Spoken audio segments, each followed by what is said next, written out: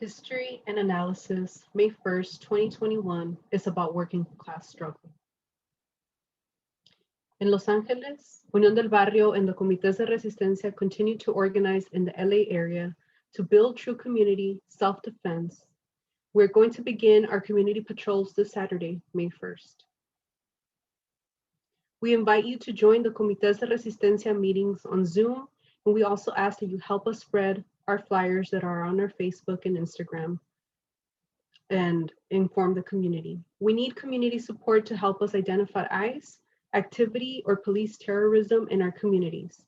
If you see anything, please contact us and let us know. All of our members are volunteers, so we will respond as soon as possible. Thank you for your support.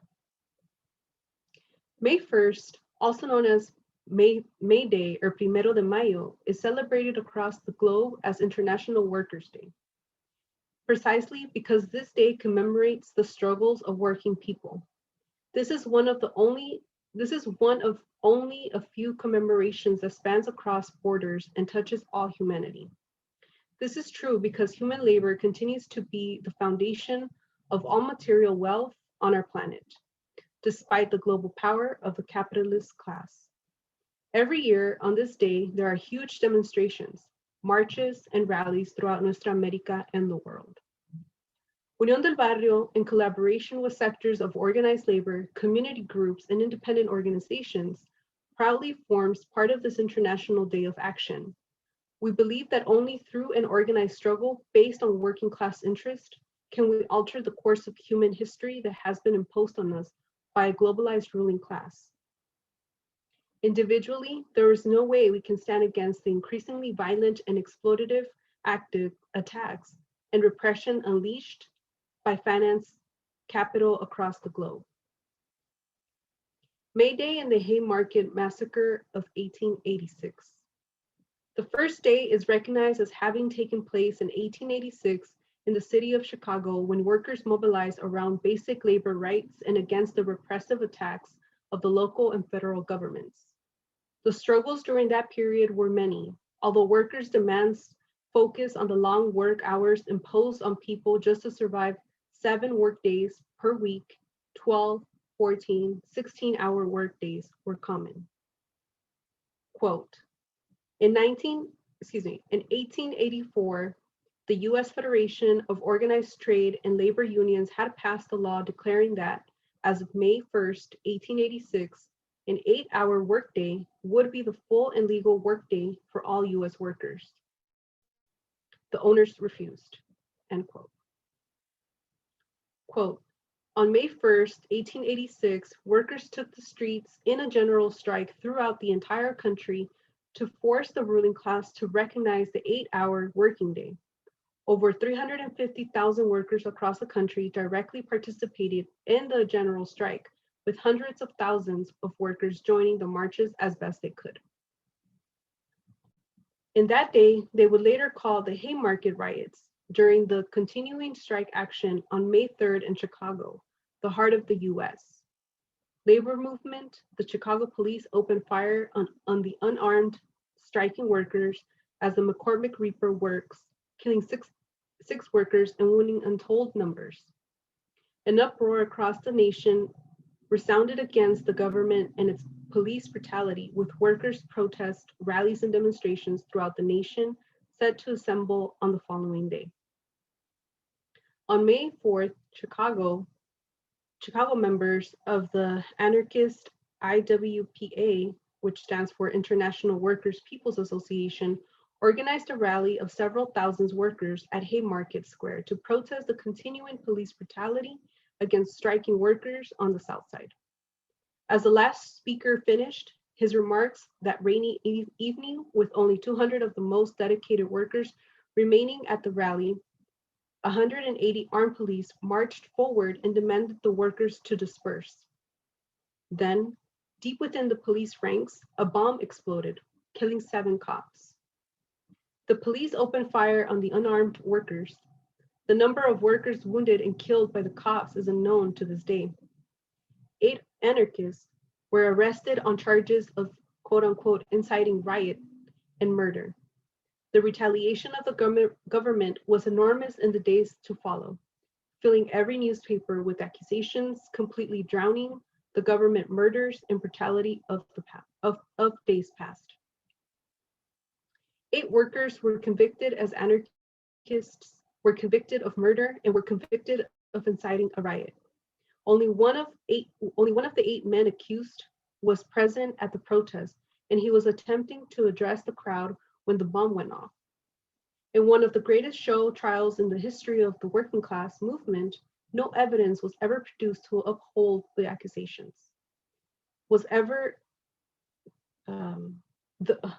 the accusations, though all 8 were convicted as guilty. 4 of the prisoners, Albert Parsons, then married to Lucy Parsons, August Spice, George Engel, and Adolf Fischer, were executed. Louis Ling committed suicide, and the 3 remaining were pardoned due to immense working class upheaval in 1893.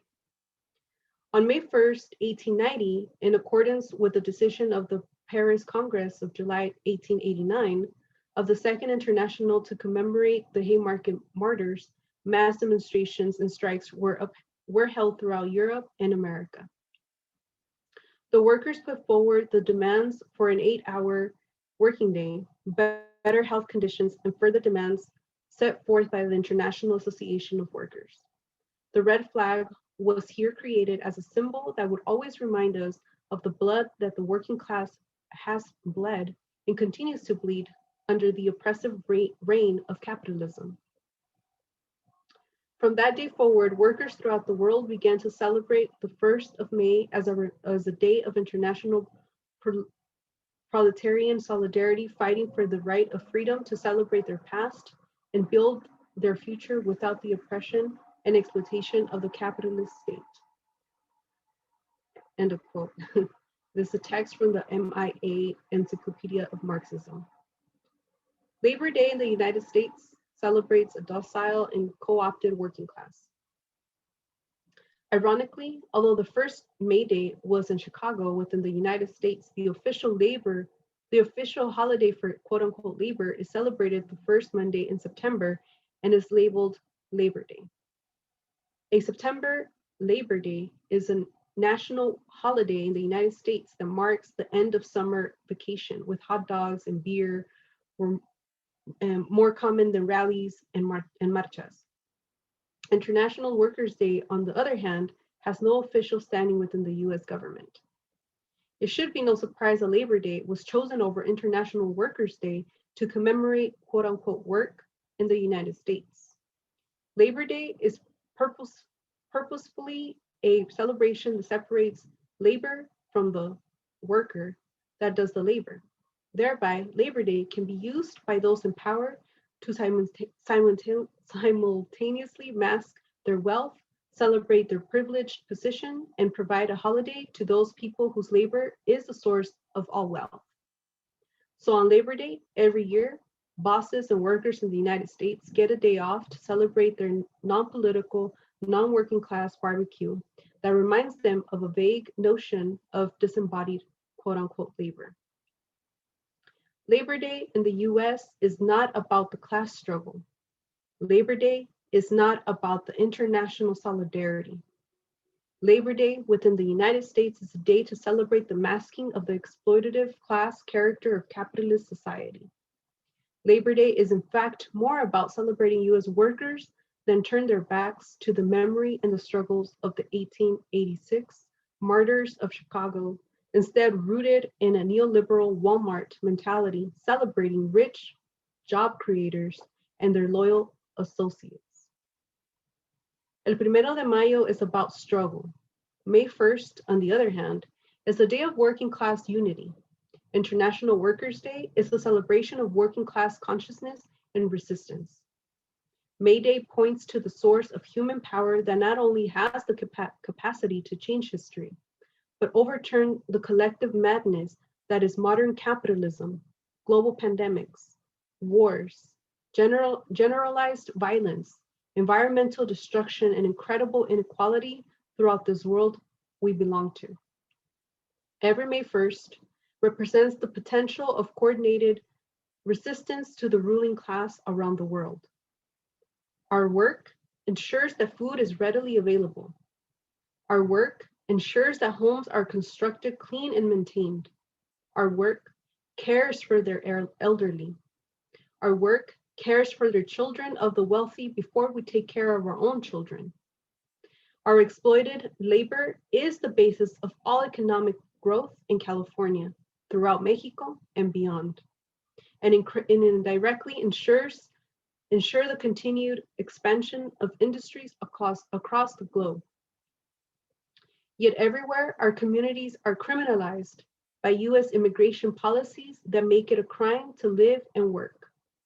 The US government tears families apart, using massive deportations as a policy of state terror intended to strike fear in our hearts.